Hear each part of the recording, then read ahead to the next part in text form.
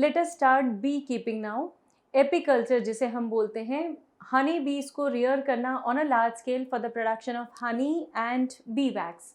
तो maintenance of bee hive, हम अलग अलग आर्टिफिशियल बी हाइव्स प्रिपेयर करते हैं और बी हाइव्स को हम ऐसे एरियाज में रखते हैं, ये मूवेबल होते हैं, है ना, इन्हें हम एपियरीज बोलते हैं।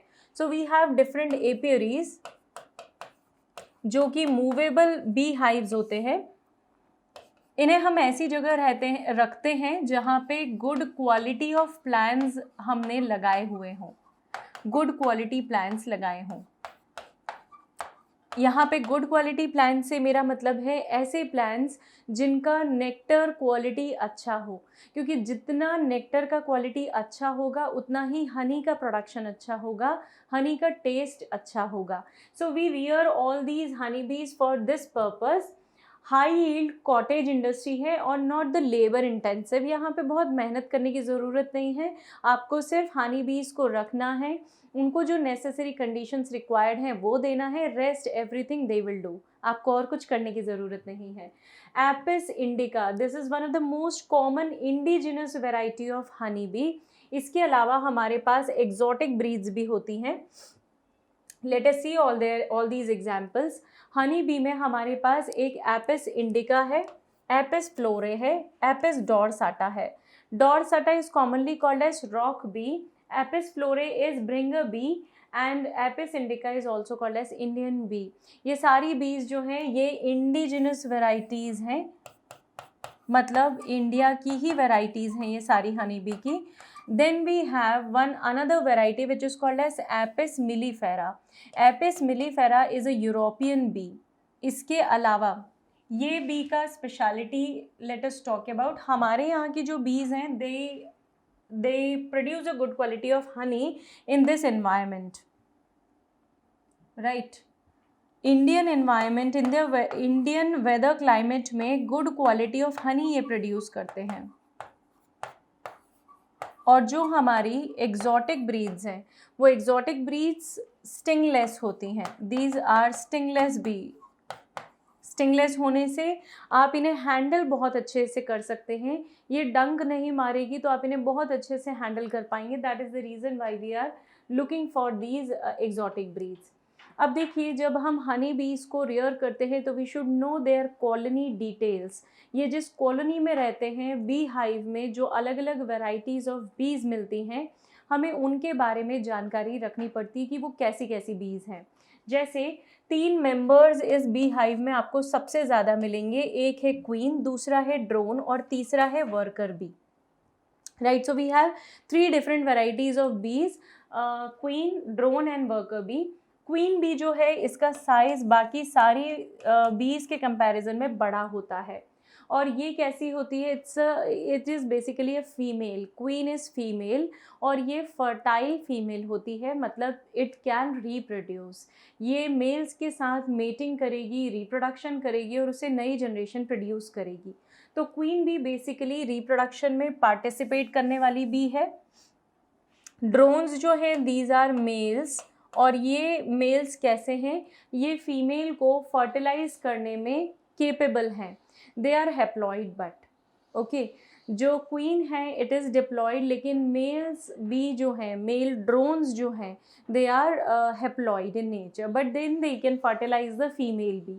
तो फीमेल के साथ फर्टिलाइज करेंगे और उससे नए लार्वा प्रिपेयर होंगे, मतलब फर्टिलाइज्ड एग होंगे and they will develop into larva.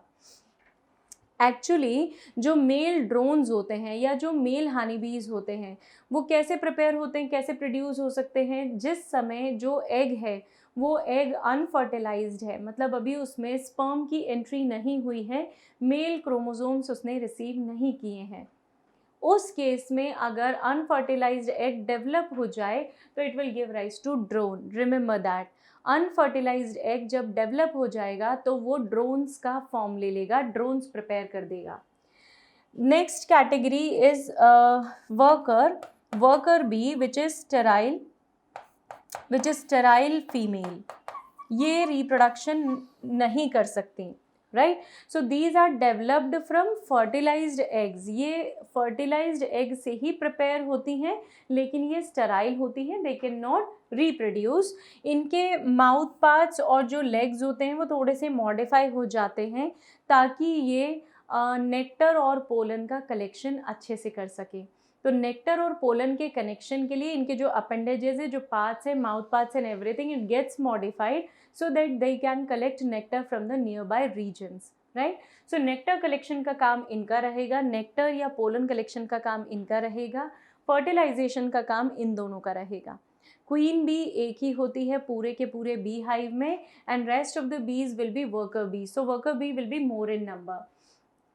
This is how these बीज दे लुक लाइक. ड्रोन थोड़ा मोटा होगा, क्वीन बी बड़ी होती है, वर्कर छोटी होती है, right? This is how they look like. तो कुछ अलग अलग पॉइंट्स हमें बी कीपिंग में याद रखना है. आपको पता होना चाहिए कि बीज का नेचर कैसा है, किस जगह पे वो रहना पसंद करती हैं, कैसा हैबिटेट उन्हें पसंद है. सूटेबल लोकेशन आपको चूज़ करनी पड़ेगी बी हाइव को रखने की, and that suitable position will be what? It would be that area which will be having more number of plants, trees with good quality of nectars and pollens. फिर इनको bee hives को या बीज को catch करना, इनके पूरे के पूरे ग्रुप को कैच करना, विच इज़ कॉल्ड अ स्वार्मिंग. ये स्वार्मिंग आपको पता होनी चाहिए कैसे करना है. अलग अलग सीजन्स में बीज को कैसे हैंडल करना है, बिकॉज बीज will not be active through out the year. तो अलग अलग सीजन्स में आपको उन्हें कैसे हैंडल करना है, you should know that, right? Honey का collection and everything should be known to the person. Productivity बढ़ाने के लिए हमें कुछ टेक्निक्स फॉलो करनी पड़ती हैं. मोस्टली हम हनी की क्वालिटी बढ़ाने पे ज़्यादा फोकस करते हैं. तो हनी की क्वालिटी आप कैसे बढ़ा सकते हैं? अगर आपने बहुत अच्छा प्लांटेशन आसपास किया है, बहुत अच्छा नेक्टर अवेलेबल है, तो अच्छी क्वालिटी का हनी प्रोड्यूस होगा, न्यूट्रिशियस हनी, टेस्टी हनी मिलेगा. इसके अलावा हमें उस कंडीशन को, मतलब planting good quality of trees in the surrounding is known as pasturage. इसके अलावा हम हनी बी से बी वैक्स भी ऑब्टेन करते हैं. बी वैक्स बेसिकली थोड़ा बहुत medicinal purpose but majorly cosmetic purpose में यूज़ होता है. हनी जो है it is more for medicinal purpose, nutritious होता है, it is highly nutritious, energy giving product है ये. बी वैक्स जो है ये कॉस्मेटिक्स और पॉलिशेस में यूज़ होता है. हनी बीज क्रॉप की यील्ड को बढ़ा देती हैं. कैसे? पॉलिनेशन करके. तो जहाँ जहाँ ये हनी बीज ट्रैवल करेंगी वहाँ वहाँ अपने साथ पोलन ग्रेन्स को लेके जाएंगी, और जहाँ जहाँ ये पोलन ग्रेन्स को लेकर जाएंगी वहाँ वहाँ पे they will start inducing the process of fertilisation, और इसीलिए ये प्रोडक्टिविटी फील्ड की बढ़ा देती हैं. इफ़ेक्टिव पॉलिनेटर्स हैं क्योंकि ये श्रब्स हों, क्रॉफील्स हों, या फ्रूटोकार्ड्स हों, या ऑर्किड्स हों, बड़े बड़े ऑर्किड्स हों, बड़े बड़े, उन सभी जगहों पर ये स्प्रेड करती हैं अपने पोलन ग्रेन्स को, and that is the reason why they are very helpful. हम नेक्स्ट टॉपिक की तरफ बढ़ रहे हैं, that is fishery. Keeping fishes और rearing and breeding fishes is what is referred as pisciculture. लेकिन पिसिकल्चर का एक बहुत इंपॉर्टेंट एस्पेक्ट एक्वा कल्चर भी है, या यूँ कह लीजिए एक्वा कल्चर का एक एस्पेक्ट पिसिकल्चर भी है.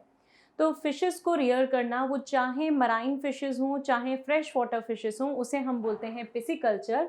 So this industry is totally devoted to rearing, इन्हें पालना, पकड़ना, और फिर उसके बाद इन्हें रिप्रोडक्शन करवाना, that is processing and selling of fishes is what is referred as pisciculture. और एक्वा कल्चर में हम सारे एक्वेटिक एनिमल्स, चाहे वो क्रस्टेशियंस हों, प्रॉन्स, क्रैब्स, लॉबस्टर्स, ये सब कुछ, इन सब को रियर करना on a large scale, that is what is basically called as fishery.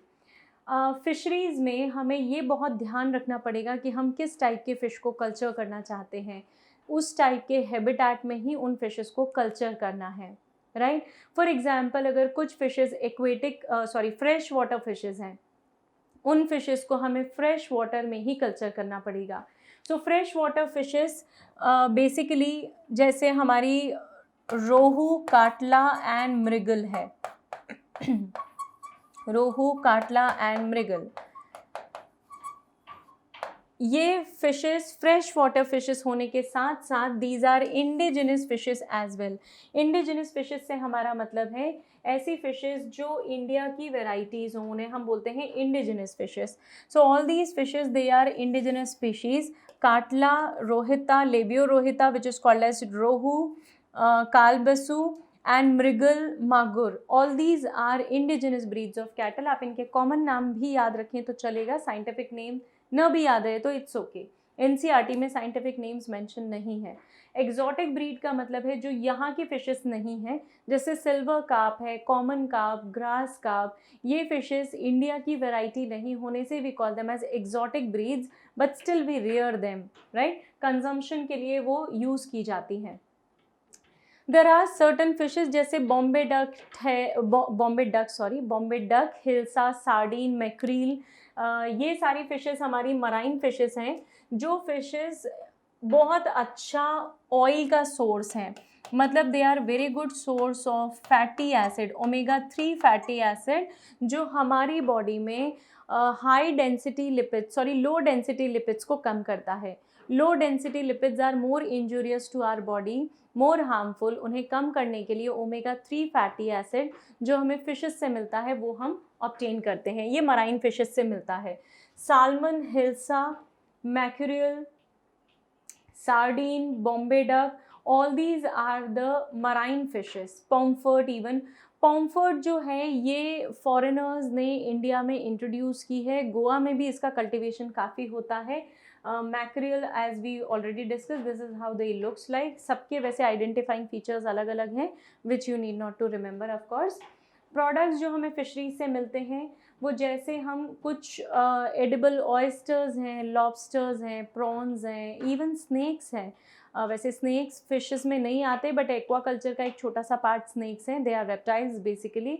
लेकिन कुछ कंट्रीज़ में इन एनिमल्स को कंज्यूम किया जाता है, तो इन एनिमल्स को हम डायरेक्टली इनके सोर्स से ही ऑब्टेन कर लेते हैं। जैसे मराइन वाटर में है तो we just use the net to capture these animals, right.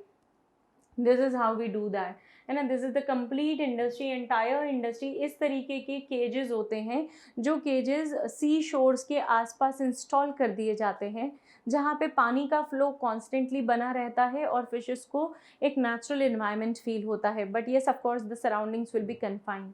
यहाँ पे इन्हें रेयर किया जाता है and then we obtain so many products out of them. इनकी बोन, इनकी स्किन, इनके अंदर का फ्लैश, इनके अंदर का liver is a very good supplement of oil, उसी से ओमेगा 3 फैटी एसिड की टैबलेट्स बनती हैं। Skin is a very good source of collagen here. Collagen एक फाइबर होता है जो स्किन टाइटनिंग के लिए यूज़फुल है। काइटिन भी इनके फिन्स में, इनकी स्केल्स में, नॉट फिन्स में, स्केल्स में काइटिन प्रेजेंट होता है which is a waterproof substance, you know that.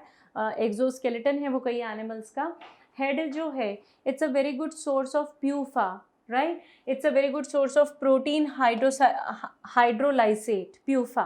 तो अलग अलग पार्ट से अलग अलग प्रोडक्ट्स हमें फ़िश में ऑब्टेन होते हैं, therefore we rear these fishes on a large scale.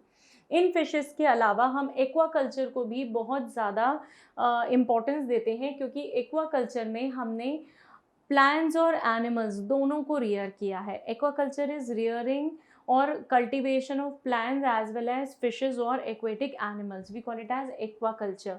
इस तरीके से शोर्स पे एक्वाकल्चर की नेट्स या चेम्बर्स बिछाए जाते हैं। इसके अलावा कैचमेंट एरियाज भी होते हैं जहाँ पर जाकर फिशेस को पकड़ा जाता है।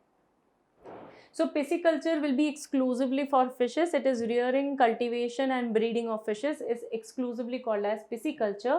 यहाँ पे fishes की total yield को बढ़ाने पे ध्यान दिया जाता है। तो you can observe in this picture कि थोड़ा सा एरिया है और कितनी सारी फिशेस एक साथ मिल रही हैं आपको। This is how we increase their number over here. Animal breeding के बारे में बात करते हैं कि एनिमल ब्रीडिंग क्या प्रोसीजर है और क्यों अडॉप्ट की जाती है। तो एनिमल्स को ब्रीड करना या उन्हें इस तरीके से सेलेक्ट करना कि हमें प्रोडक्ट की रिकवरी अच्छी हो सके, फॉर दैट पर्टिकुलर रीजन हम यहाँ पे ब्रीडिंग एक्सपेरिमेंट्स कर रहे हैं या एनिमल ब्रीडिंग कर रहे हैं। एनिमल ब्रीडिंग करने के पहले आपको ब्रीड क्या होता है ये समझना बहुत जरूरी है। ब्रीड का मतलब है एक ऐसा एनिमल्स का ग्रुप जो कि रिलेटेड है, मतलब जिनका अपीयरेंस, फीचर, साइज ये सब कुछ आपस में रिजेंबल करता है, रिलेटेड है, इसी को हम बोलते हैं ब्रीड। मतलब सिमिलर एनिमल्स को हम एक ही ब्रीड में रख सकते हैं जिनके कैरेक्टरिस्टिक्स काफी हद तक जनरल होंगे, राइट? तो उसे हम बोलेंगे ब्रीड। अब अगर हम एनिमल ब्रीडिंग की बात करें कि हम ये क्यों कर रहे हैं, एनिमल ब्रीडिंग के एक्सपेरिमेंट्स हम क्यों कंडक्ट कर रहे हैं, तो सबसे पहला रीजन, हम प्रोडक्टिविटी बढ़ाना चाहते हैं। अगर मैं शीप को रेयर कर रही हूँ तो मैं चाहती हूँ कि उससे वूल का प्रोडक्शन जो है वो ज़्यादा हो। अगर मैं कैटल्स को रेयर करना चाह रही हूँ या रेयर कर रही हूँ तो मैं चाहती हूँ कि उनसे मिल्क का प्रोडक्शन ज़्यादा हो। So what ever is the product, उसका यील्ड इंक्रीज करने के लिए हम एनिमल्स को ब्रीड कर रहे हैं, राइट? इसके अलावा हमारे पास कुछ और ऑब्जेक्टिव्स हैं। हम हाई यील्डिंग वैरायटी डेवलप करते ही हैं so that overall productivity can be increase, plus हम डिसीज रेजिस्टेंट वैरायटीज डेवलप करते हैं क्योंकि ये डिसीज रेजिस्टेंट वैरायटीज जो है नेचर में अपने आप को अडॉप्ट करके रख पाएंगी। मतलब कोई भी पैथोजन इन्हें इजीली अटैक नहीं करेगा और ये नेचुरली ही अपने आप को सेव कर लेंगी। फॉर एग्जाम्पल, हम जैसे एक बायोटेक्नोलॉजिकली इम्पॉर्टेंट एक जीन हमने इंट्रोड्यूस किया है which is called as BT cotton या बेसिलस thuringiensis नाम के बैक्टीरिया से एक जीन आइसोलेट किया गया है और इस जीन को जब हमने एक्सप्रेस किया, किसी भी वैरायटी में एक्सप्रेस कीजिए, प्लांट्स में कीजिए या हर वैरायटी के प्लांट्स में कर लीजिए, ये वहाँ पे डिसीज रेजिस्टेंस प्रोवाइड करवा रहा है, मतलब बीमारी से बचाने का काम कर रहा है। तो वैसे तो ये बायोटेक्नोलॉजिकली इंपॉर्टेंट है, रिकॉम्बिनेंट है, नेचर में ये प्रेजेंट नहीं होता। अगर ये जीन एक्चुअली किसी में प्रेजेंट है तो ये बेसिलस thuringiensis नाम के बैक्टीरिया में प्रेजेंट है, राइट? तो ये हम डिसीज रेजिस्टेंट वैरायटीज ऑब्टेन करने के लिए करते हैं हाई रिप्रोडक्टिव रेट, क्योंकि अगर हमारे फेवरेबल कैरेक्टरिस्टिक्स इंट्रोड्यूस हो गए हैं तो हम चाहते हैं कि वो नेक्स्ट जनरेशन के लिए भी पास ऑन हो, राइट? तो हम चाहते हैं कि उनका रिप्रोडक्टिव रेट कैसा रहे, हाई रहे, लॉन्गर प्रोडक्टिविटी स्पैन, काफी लंबे समय तक प्रोडक्ट की यील्ड हमें उनसे ऑब्टेन होती रहे। सो ऐसे बहुत सारे ऑब्जेक्टिव्स हैं। द मेजर ऑब्जेक्टिव कि वो डिसीज रेजिस्टेंट रहे प्लस हाई यील्डिंग रहे। सो इन सारे पर्पस, इन सारे रीजंस के कारण हम एनिमल्स को ब्रीड करना चाहते हैं या ब्रीड करते हैं। अब अगर हम कुछ कंट्रोल्ड ब्रीडिंग एक्सपेरिमेंट्स की बात करें तो ये हमारे पास कुछ ऐसी टेक्निक्स हैं जो हम ऑलरेडी काफ़ी सारे एक्सपेरिमेंट्स के बाद डिफाइन कर चुके हैं कि ये टेक्निक्स की मदद से हम हमारी चॉइस का इंडिविजुअल ऑब्टेन कर पाते हैं, राइट? नेचर में तो बच्चों जब भी मेटिंग की प्रोसेस होगी तो वो रैंडम होगी, इट इज़ नॉट फिक्स्ड। लेकिन अगर आप इस प्रोसेस को करवा रहे हैं तो आप उस प्रोसेस को करवाने के लिए ये दो टेक्निक्स यूज कर सकते हैं। One is called as artificial insemination, abbreviated as AI, and another is multiple ovulation embryo transfer technology, that is what is referred as MOET, right? तो ये दो टेक्निक्स हैं, हम इनके बारे में डिटेल में डिस्कशन करेंगे। चलिए सबसे पहले आर्टिफिशियल इंसेमिनेशन की बात करते हैं। इंसेमिनेशन का मतलब होता है सीमेन को इंजेक्ट करना। तो सीमेन क्या है? जिसके अंदर बहुत सारे मेल गैमीट्स प्रेजेंट हैं उसे हम सीमेन बोलते हैं। तो सीमेन को आर्टिफिशियली फीमेल के अंदर इंजेक्ट करना और वहां पे नेचुरल तरीके से फर्टिलाइजेशन होने देना, that is what is called as artificial insemination. हम क्या करेंगे, हम एक एलीट बुल चूज करेंगे।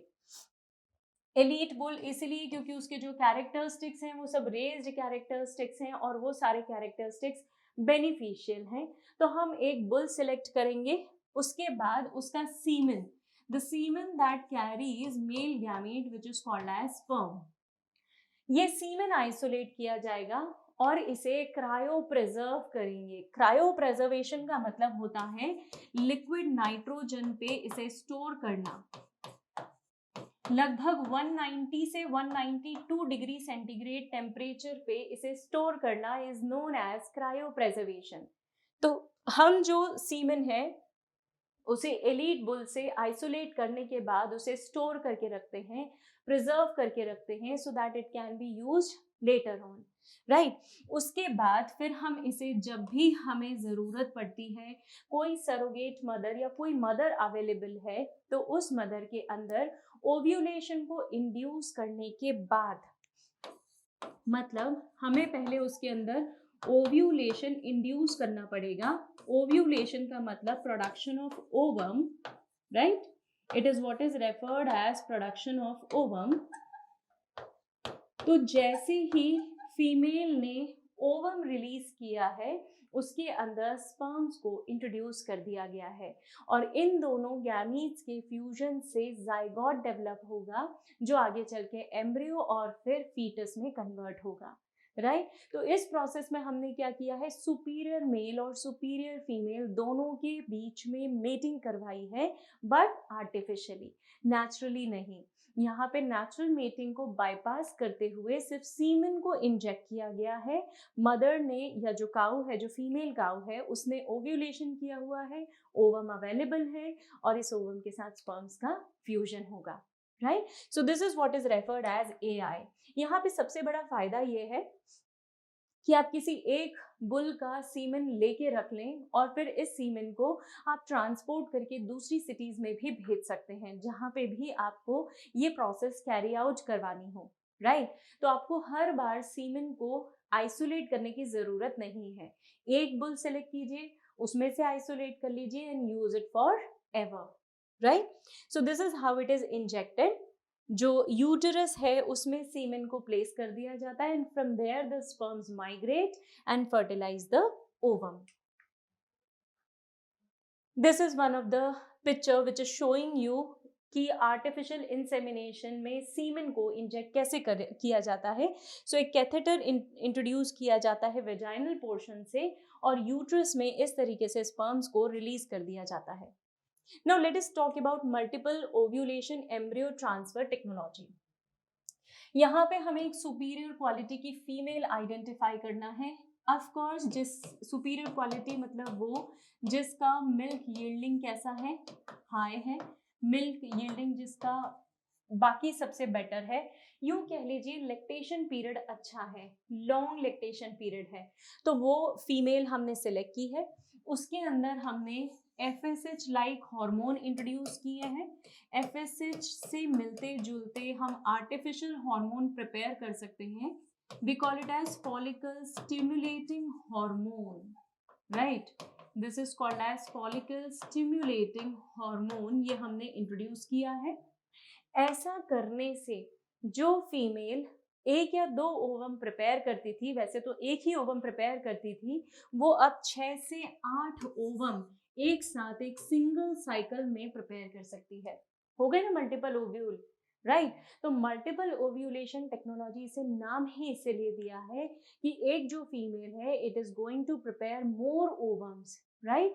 एंड देयरफॉर ये प्रोसेस होने के बाद when you have sufficient quantity of ovum, आप यहाँ पे अब आर्टिफिशियल इंसेमिनेशन कर सकते हैं। हम चाहें तो एक एक ओवम को आइसोलेट कर लें और एक एक ओवम को स्पर्म्स के साथ फ्यूज करवाएं। ऐसा करवाने से क्या होगा, आप यहाँ पे एक सरोगेट मदर भी चूज कर सकते हैं। कितनी भी सरोगेट मदर चूज कर सकते हैं। ये सरोगेट मदर वो होंगी जिन्हें सिर्फ काफ को बर्थ देना है, जिन्होंने एक्चुअल प्रोसेस में पार्टिसिपेट नहीं किया है, जो ना तो सुपीरियर क्वालिटी की है, राइट। लेकिन फिर भी हम इन्हें चूज कर रहे हैं just for the purpose of giving birth to the calf, that's it. उसके बाद फिर इन्हें फ्री कर दिया जाता है।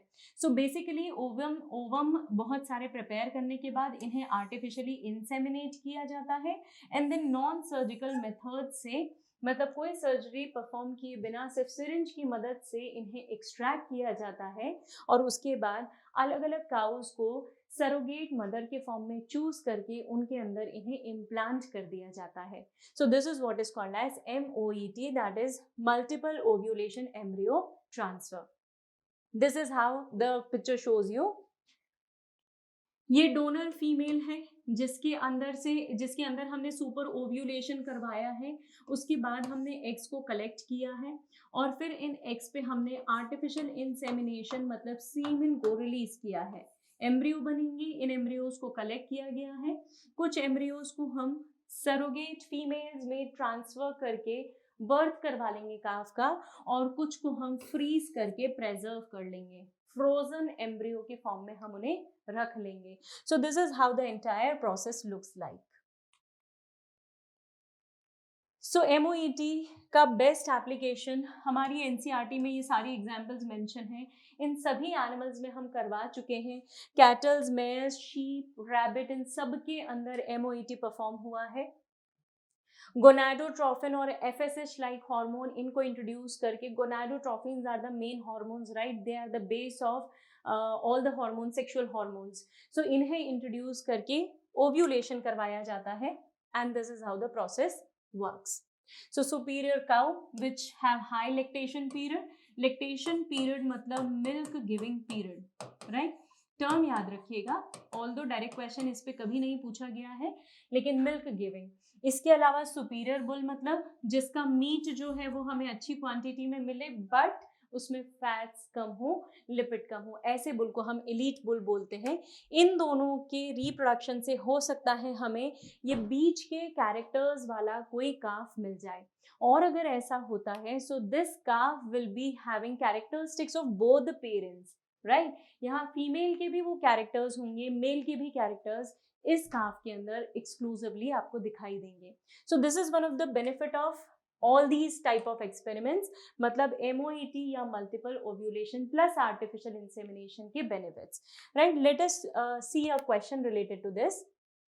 Which of the following is not a step in multiple ovulation embryo transfer technology?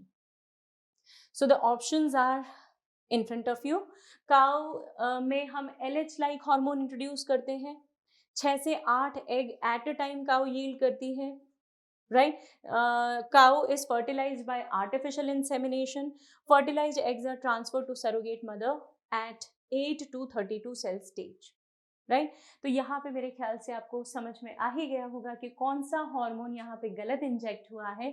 अभी हमने बात की थी कि यहाँ पे जो हार्मोन इंट्रोड्यूस होगा that would be FSH like and not LH like. LH होता है बेटा luteinising hormone. Luteinising hormone surge करवाता है, मतलब ओवम को रिलीज करवाता है, right, ovulation surge, right.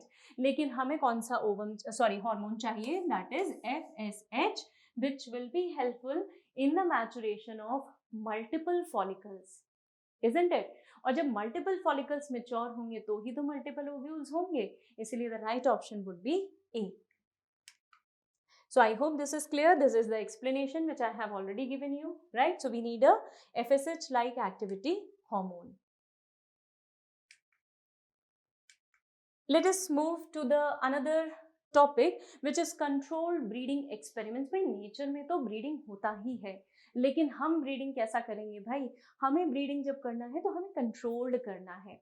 Reason, हम अगर कंट्रोल्ड ब्रीडिंग एक्सपेरिमेंट फॉलो करेंगे तो हम हमारी चॉइस से करेंगे ना, हम फादर भी अपनी चॉइस से लेंगे, हम मदर भी अपनी चॉइस से लेंगे, और फिर इनका जो ऑफस्प्रिंग होगा उसके अंदर डेफिनेटली कैरेक्टर्स कैसे होंगे, मिक्स्ड कैरेक्टर्स होंगे।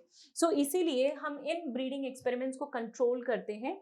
सो ये जो हमने दोनों मेथड्स ली हैं ये सिर्फ इसीलिए ली थी क्योंकि आर्टिफिशियल इंसेमिनेशन एंड MOET हमने इसीलिए लिया था क्योंकि हम हमारी चॉइस इंट्रोड्यूस करना चाहते थे। तो फॉर एग्जांपल जब आप AI फॉलो करते हैं आर्टिफिशियल इंसेमिनेशन, तो यहाँ पे as I already mention one bull can fertilize more than one cow and even at different point of time, even at different places, even in different countries, right? हो गया ना benefit. आपने सिर्फ एक बार choose किया, एक बार उसे प्रूव कर दिया, एनालाइज कर लिया, प्रूव कर दिया, उसके बाद आप उसे वर्ल्ड में कहीं भी यूज करें, it will work, isn't it? So that is one of the advantage.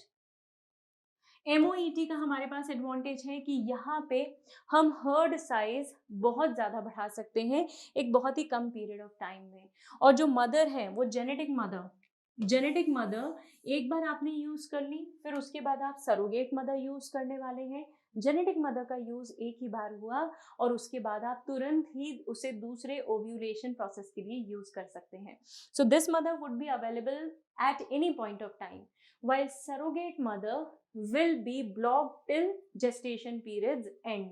Right. तो जब तक काफ का बर्थ नहीं हो जाता तब तक जो सरोगेट मदर्स हैं वो बिजी रहेंगी, ब्लॉक रहेंगी. You can not use them in another experiments, but genetic mother second set of experiments के लिए अवेलेबल है. So this is what is the advantage of MOET. So you need to remember this. इसके अलावा artificial insemination में जो success rate है crossing का वो फिर भी कंपैरेटिवली लो होता है. सी if we talk about, or if we rather compare it from the natural method, I'm so sorry, it is natural, consider it to be natural. So अगर नेचुरल प्रोसेस से आप इसे कंपेयर करेंगे तो बट ऑब्वियस सी बात है कि artificial insemination एक बेटर मेथड है, लेकिन फिर भी इसका सक्सेस रेट कम ही होगा क्योंकि हमें नहीं पता कि एक्चुअली ओव्यूलेशन हो चुका है, उसी टाइम पे ओवम अवेलेबल है या नहीं है. ओवम अवेलेबल हो भी सकता है, लेकिन क्या ओवम के साइटोप्लाज्म की क्वालिटी जो है वो अच्छी है या नहीं है. सो ये सब कुछ बहुत मैटर करेगा इसके सक्सेस रेट को डिफाइन करने में. लेकिन अगर मैं MOET की बात करूं तो MOET का डिसएडवांटेज या लिमिटेशन मेरे पास क्या है कि ये मैं कैटल्स के लिए तो बहुत अच्छे से यूज कर सकती हूँ, but I can not use it for fishes and birds. तो पिसीकल्चर और पोल्ट्री फार्मिंग में मुझे इनके एप्लीकेशंस थोड़े से कम मिलेंगे. राइट. सो हमें हर टेक्निक का लिमिटेशन पता है और अकॉर्डिंगली ही हम उसे ब्रीडिंग एक्सपेरिमेंट्स के लिए यूज कर पाते हैं. So these are the disadvantages. Now we need to go for selective breeding hybridization. भाई ब्रीडिंग हाइब्रिडाइजेशन से हमारा मतलब हम एनिमल्स को उनके नेचुरल तरीके से ही ब्रीड करवा रहे हैं, लेकिन फिर भी हम कोशिश करेंगे कि उनके अंदर कुछ नए कैरेक्टरिस्टिक्स इंट्रोड्यूस हो जाएं. Isn't it? देखिएगा नेचुरल तरीके से ये थोड़ा सा डिफर करता है, हम एक एक करके देखेंगे. सबसे पहली टेक्निक सिलेक्टिव ब्रीडिंग की है हमारे पास इन ब्रीडिंग. इन ब्रीडिंग का मतलब होता है बहुत क्लोज रिलेटेड इंडिविजुअल्स को आपस में ब्रीड करवाना. देखिए ये तो तय रहा कि उनकी ब्रीड सेम रहेगी, लेकिन वो क्लोजली रिलेटेड भी होना चाहिए. राइट. मतलब 4 से 6 जनरेशन तक वो आपस में काफी सिमिलर होने चाहिए, कहीं ना कहीं उनका लिंकिंग होना चाहिए. तो अगर आप मेटिंग करवाते हैं between closely related individuals within the same breed, breed has to be same, remember that. 4 to 6 generation तक अगर आप इनकी ब्रीडिंग करवाते हैं तो इनके अंदर होमोजाइगोसिटी इंक्रीज हो जाती है. भाई बार बार 4 से 5 6 जनरेशन तक आपने उन इंडिविजुअल्स को ब्रीड करवाते रहे तो उससे क्या होगा, जीन वहीं रोटेट होता रहेगा. Isn't it? पॉपुलेशन में कोई भी जीन बाहर से एंटर कर ही नहीं पा रहा है, और क्योंकि पॉपुलेशन में कोई भी जीन बाहर से एंट्री ही नहीं कर रहा है तो बट ऑब्वियस सी बात है कि यहाँ पे होमोजाइगोसिटी जो है that is going to get increased. तो इसका बेनिफिट क्या मिला मुझे? Pure lines. Right. I would be able to obtain pure lines, मतलब होमोजाइगस जीन्स मुझे मिल जाएंगे. This is one of the best part of this process.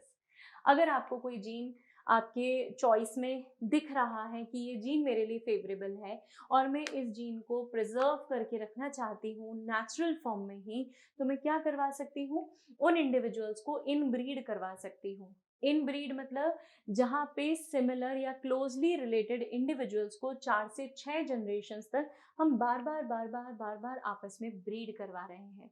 Right. The another is out breeding. यहाँ पे 2 ऐसी ब्रीड ले लीजिए, फिर से बात वही है, ब्रीड सेम रहेगी लेकिन 2 ऐसी ब्रीड ले लीजिए जिनका आपस में कोई कॉमन एंसेस्टर रिसेंटली नहीं दिखाई दे रहा हो. मतलब क्या है, देखना समझना जरा. ये A और B, इन दोनों का ऑफस्प्रिंग है C. इस C को ब्रीड करवा, सपोज ये C D E ऐसे है, ठीक है. अब आप C और D को ब्रीड नहीं करवा सकते. क्यों? क्योंकि इनका रीसेंट एंसेस्टर कॉमन हो रहा है, that is A and B. जबकि यहाँ मेरे पास ये लिमिटेशन नहीं था, isn't it? यहाँ पे मेरे पास लिमिटेशन क्या है, रीसेंट एंसेस्टर कॉमन नहीं होना चाहिए, आपस में एक जैसे नहीं होने चाहिए, और फिर जब आप ब्रीड करवाते हैं, ठीक है, या जब आप इन्हें डिफरेंट ब्रीड्स में करवाएंगे या डिफरेंट स्पीशीज में ब्रीड करवाएंगे, यहाँ पे आपके पास एक फ्लेक्सिबिलिटी है, either it has to be of same breed but common ancestor recent ना हो, या फिर आपको वेरिएशन लाना ही है, आप चेंजेस लाना ही चाहते हैं, तो आप क्या काम करें, आप डिफरेंट ब्रीड्स ले लें, आप डिफरेंट स्पीशीज ले लें। ऐसा करने से भी आप आउट ब्रीडिंग कर सकते हैं। So one we have talked about is inbreeding and another is outbreeding, right? So inbreeding का बेनिफिट क्या है, प्योर लाइन्स मिलेंगे, और आउट ब्रीडिंग का बेनिफिट मेरे पास क्या है, again there will be different combinations of genes I would be having. तो चलिए इन ब्रीडिंग को एक बार फिर से देखेंगे, इसके एडवांटेजेस। इन ब्रीडिंग जो है ये ओवरऑल प्रोडक्टिविटी जो है इंक्रीज कर देती है, बिकॉज सुपीरियर जीन्स यहाँ पे एक्सप्रेसिव होंगे। एज आई टोल्ड यू कि मैंने अगर जीन्स चूज कर लिए हैं तो अब मैं उन्हें बार बार ब्रीड करवा के वहीं नेचुरल फॉर्म में प्रिजर्व करना चाह रही हूँ या कर पाऊंगी। तो सुपीरियर जीन्स जो है वो एक्यूमुलेट होना शुरू हो जाते हैं, और इसी तरह जो हार्मफुल जीन्स है, सपोज कोई डिसीज कॉजिंग जीन्स है या फिर कोई म्यूटेंट जीन है, ये म्यूटेंट जीन जो है ये इलिमिनेट हो सकता है, निकल सकता है पॉपुलेशन से। रीजन, अगर आप कोई दूसरे इंडिविजुअल से क्रॉस करवाएंगे, सपोज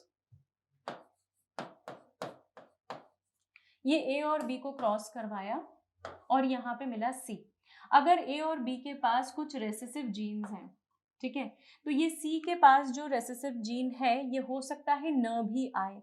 तो अगर मेरे पास यहाँ पे इंडिविजुअल कुछ ऐसा आया है, I have taken up a dihybrid cross, monohybrid cross, तो सपोज ये अगर ऐसा आया है तो जो रेसेसिव जीन है वो आपको एक्सप्रेस होने के चांसेस काफी कम हो जाते हैं। रेसेसिव जीन किस कंडीशन में एक्सप्रेस होगा, बस इसी कंडीशन में एक्सप्रेस होगा। तो अगर आपको कोई एक ऑफस्प्रिंग रेसेसिव दिख गया है तो आप इसे इग्नोर कर दीजिए, और जो बचे हुए पेरेंट्स हैं, सॉरी ऑफस्प्रिंग्स हैं, उन्हें आप रख लीजिए। तो इस तरीके से आपको अलग अलग कॉम्बिनेशन, ही मैंने एक एग्जांपल लिया है बस, ये अलग अलग कॉम्बिनेशंस के आपको इंडिविजुअल्स मिलेंगे। तो यहाँ इस प्रोसेस में रेसेसिव जीन को आप बहुत इजीली रिमूव कर सकते हैं, एलिमिनेट कर सकते हैं। सो this is one of the advantage. Let us talk about disadvantage. In breeding बहुत लंबे समय तक अगर आप करवाते रहें तो डेफिनेटली यहाँ पे कोई फॉरेन जीन एंट्री नहीं कर रहा है, और अगर यहाँ कोई फॉरेन जीन एंट्री नहीं कर रहा है तो नए कॉम्बिनेशन का तो सवाल ही नहीं उठता। और अगर नए कॉम्बिनेशंस नहीं बन रहे हैं तो बट ऑब्वियस सी बात है कि यहाँ पे कुछ जनरेशन्स के बाद एक डिप्रेशन आना शुरू होगा जीन्स में, जिसे हम बोलते हैं inbreeding depression, ID. We call this as inbreeding depression. बार बार क्लोज ब्रीडिंग्स करवा के हमने इनके अंदर कोई नए फॉरेन जीन का एंट्री का स्कोप ही बंद कर दिया, तो डेफिनेटली यहाँ पे कोई नई जीन आपको नहीं दिखाई देगा। We call it as inbreeding depression. लेकिन इस इन ब्रीडिंग डिप्रेशन को दूर करने के लिए हमारे पास एक तरीका भी है। देखिए, इन ब्रीडिंग डिप्रेशन पहली बात तो दूर करना क्यों है, रीजन, या तो वो प्रोडक्टिविटी गिरा रहा होगा, है ना, लेस कर रहा होगा, या वो फर्टिलिटी को अफेक्ट कर रहा होगा। मतलब हो सकता है कि कुछ समय बाद कुछ जनरेशन्स स्टेराइल आना शुरू हो जाए। स्टेराइल से हमारा मतलब है जो अब फर्टिलिटी नहीं शो कर सकती, जो अब रिप्रोडक्शन नहीं कर सकती। तो या तो वो स्टेराइल हो जाए या फिर उसकी ओवरऑल प्रोडक्टिविटी जो है वो कम हो जाए। तो ये हमारे पास कुछ डिसएडवांटेजेस होते हैं इन ब्रीडिंग के। लेकिन अगर आपको इन ब्रीडिंग को रिमूव करना है तो आप आउट क्रॉसिंग कर सकते हैं, जिसके बारे में हम अभी डिस्कस कर रहे हैं। बस एक ही क्वेश्चन देख लेते हैं। Select the incorrect statement. In breeding increases homozygosity, that is true. Inbreeding is essential to evolve pure line in any animals, that is what is called as homozygosity, so that is also true. Inbreeding selects harmful recessive genes that reduce fertility and productivity, you need to think about it.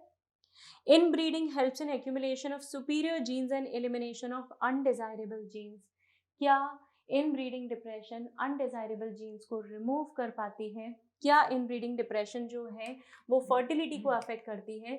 So when we talk about all these things, हमारे पास सबसे पहली चीज़ है कि अगर the way I talked about कि अगर मैं रेसेसिव जीन के रिमूवल की बात करूं तो ये ज़रूरी नहीं है कि ये रेसेसिव जीन जो रिमूव हो रहे हैं ये फर्टिलिटी से रिलेटेड ही हों, ये प्रोडक्टिविटी से रिलेटेड ही हों। इसीलिए ये स्टेटमेंट कंपैरेटिवली गलत है। ऑल्दो फर्टिलिटी रिड्यूस होती है, ऑल्दो प्रोडक्टिविटी रिड्यूस होती है, लेकिन ये हमेशा ज़रूरी नहीं है कि वो हमेशा हमारे रेसेसिव जीन्स के कारण ही होती हो। So this is the reason why this would be the right option which is the incorrect statement as per our question. यहाँ पे लास्ट जो ऑप्शन है हमारे पास, accumulation of superior gene, that is true, क्योंकि आप इनब्रीडिंग करवा रहे हैं, पेरेंट्स को चूज करके करवा रहे हैं, तो कोई ना कोई तो क्वालिटी देखी होगी ना आपने, तो सुपीरियर जीन तो आया ही होगा।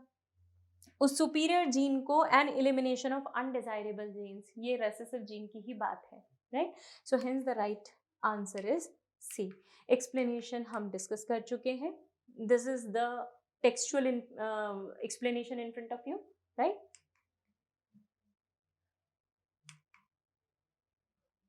सो अगर आपको इनब्रीडिंग को एलिमिनेट करना हो तो what could be the solution? तो इनब्रीडिंग को एलिमिनेट करने के लिए मैं डायरेक्टली प्रेफर करती हूँ out breeding, right? Out breeding में क्या क्या चीजें आएंगी? तीन चीजें, तीन स्टेप्स आएंगे, आप चाहे कोई भी फॉलो कर लें, तीनों का रिजल्ट एक ही जैसा होगा। Outcrossing, cross breeding and interspecific hybridization है। सारी hybridization techniques one by one देखेंगे। आउट क्रॉसिंग का मतलब होता है एनिमल्स को, ऐसे एनिमल्स को मेट करवाना जिनका कोई कॉमन एंसेस्टर 4 से 6 जनरेशन तक न हो। अभी तक हमने क्या पढ़ा था? 4 से 6 जनरेशन तक ही हमें बार बार उन्हें रिप्रोड्यूस करवाना है। अब हम क्या बोल रहे हैं कि 4 से 6 जनरेशन तक जिनका कॉमन एंसेस्टर न हो उन्हें आपस में रिप्रोड्यूस करवाना, it is what is referred as outcrossing, right? तो आउट क्रॉसिंग मतलब कॉमन एंसेस्टर्स ना हो और आप उन्हें रिप्रोड्यूस करवा दें, तो inbreeding depression can be avoided. The another is cross breeding, superior male superior female दोनों को ब्रीड करवा के हम एक ऑफस्प्रिंग ऑब्टेन करते हैं एंड पॉसिबिलिटी होती है कि उस ऑफस्प्रिंग की कैरेक्टरिस्टिक्स दोनों पेरेंट्स से मैच करते हों। और इंटर स्पेसिफिक का मतलब होता है रिलेटेड इंडिविजुअल्स हो, रिलेटेड स्पीशीज हो, इनके बीच में अगर मेटिंग करवाई जाए तो जो होमोजाइगोसिटी के केसेस हैं वो रिमूव हो सकते हैं। So these 3 methods can be used if you want to encounter और if you want to overcome the inbreeding depression, right? Cross breeding से रिलेटेड एक क्वेश्चन देखते हैं। ये एनसीईआरटी का एग्जाम्पल है जो बहुत इंपॉर्टेंट एग्जाम्पल है और आपको बहुत अच्छे से समझ लेना है और इसे सॉल्व करके याद भी रखना है दिमाग में। By which method was a new breed Hisar dale of sheep formed by using Bikaneri ewes and merino rams? तो आउट क्रॉसिंग था क्या, म्यूटेशनल ब्रीडिंग, क्रॉस ब्रीडिंग और इन ब्रीडिंग? बेसिकली ये दो अलग अलग स्पीशीज को लेकर इन दोनों को ब्रीड करवाया गया था और इन दोनों के ब्रीड से हमें मिला था हिसार डेल, राइट? सो हिसार डेल जो कि शीप की एक न्यू वैरायटी थी, मरीनो रैम्स और बीकानेरी ईव्स से हमें मिली थी and it was all because of cross breeding. ये दोनों अलग अलग ब्रीड्स थी।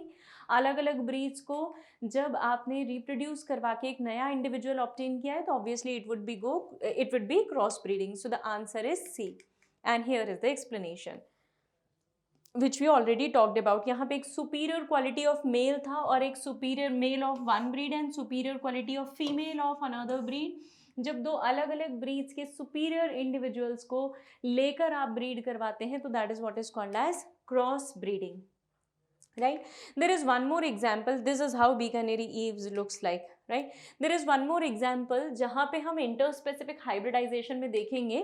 जैसे हमारे पास अगर अलग अलग इंडिविजुअल्स को जब आपने ब्रीड करवाया है, दो अलग अलग स्पीशीज को ब्रीड करवाया है, तो उसका बेस्ट एडवांटेज हमें क्या मिलता है कि हमें दोनों पेरेंट्स के, सपोज एक पेरेंट ए है एक पेरेंट बी है, इन दोनों पेरेंट्स के कैरेक्टर्स हमें सी में मिल जाएंगे।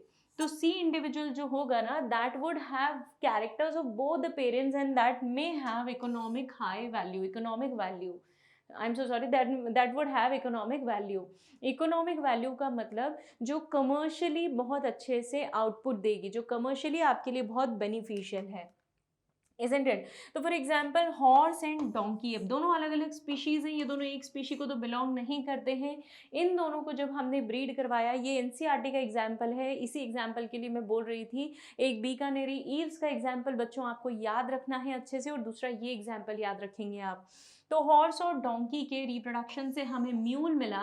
म्यूल की इकोनॉमिक वैल्यू वैसे तो बहुत अच्छी है, लेकिन ये इंडिविजुअल कैसा है, स्टेराइल है, it can not reproduce, fertile नहीं है ये, it is completely sterile in nature. लेकिन इसकी सामान ढोने की टेंडेंसी बहुत अच्छी है, और इसीलिए हम इसे ट्रांसपोर्टेशन में यूज़ करते हैं, राइट।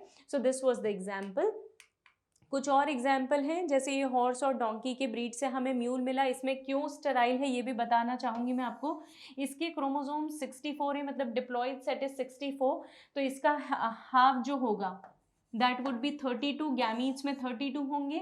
इसके पास डिप्लॉयड सेट, मतलब डोंकी के पास डिप्लॉयड सेट है 62, तो इसका जो हाफ होगा दैट वुड बी 31, है ना। दिस इज एन गैमीट्स में। अब 32 plus 30n, sorry 32 plus 31 that gives you 63 which is mule. तो अब ये ना तो इससे कंप्लीटली इसके क्रोमोसोम रिजेंबल कर रहे हैं, ना इससे रिजेंबल कर रहे हैं, इसीलिए दैट बिकम्स स्टेराइल। क्योंकि उसका हेप्लॉइड, सोचिए बेटा हेप्लॉइड क्या बनेगा, और वो हेप्लॉइड क्या वाकई ही डिप्लॉयड होने के बाद, मतलब अगर आप 63 को आधा करने जाएंगे तो आपको ये फ्रैक्शन में ही मिलने वाला है। So that is the reason why that is sterile. Neither resembles to this species properly, completely, nor resembles to this species completely.